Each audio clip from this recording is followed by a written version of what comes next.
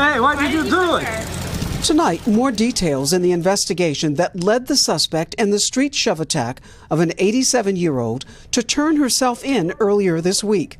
The Manhattan DA's office releasing a timeline of how they identified Lauren Pazienza, who is facing manslaughter and assault charges in the death of Barbara Gustern. But Pazienza's attorney continues to defend her character. She's a law-abiding citizen who has got a college education, has got a job, she's engaged, she's got a beautiful family, she's never been in trouble in her life. Prosecutors say an eyewitness to the assault who gave Gustern first aid helped identify the suspect seen in surveillance video. Notably, the DA claims to also have video of the suspect spending over 20 minutes in the area after the alleged attack, having a physical altercation with her fiancé near the scene, and even watching the ambulance arrive for Gustern. Prosecutors say surveillance video taken at Pazienza's apartment building that very night shows her wearing the same outfit as the suspect in the surveillance video moments after the attack.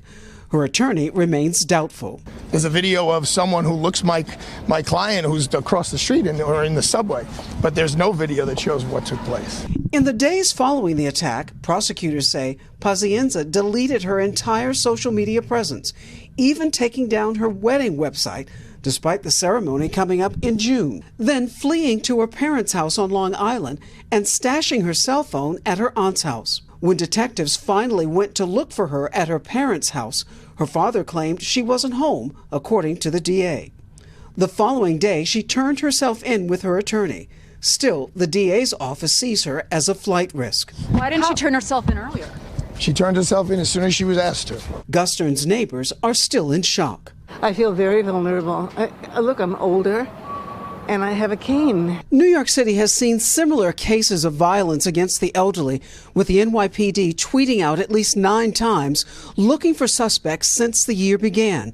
The victims' ages range from 67 to 91 years old.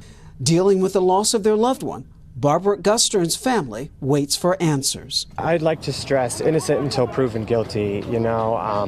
If she did do this, then I would like answers, but this woman deserves her day in court. Okay, a very sensible answer there. Rahima Ellis joins us now from 30 Rock Live tonight. So Rahima, we got some good information there in your story, but I'm curious because we heard the lawyers say they don't have any video of the actual crime being committed. So how did police jump from having a suspect to identifying her?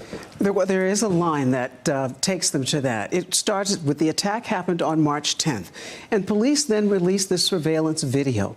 Following 9 days later, an anonymous tip came into police identifying the woman as Lauren Pazienza, and that then led police to her parents' home.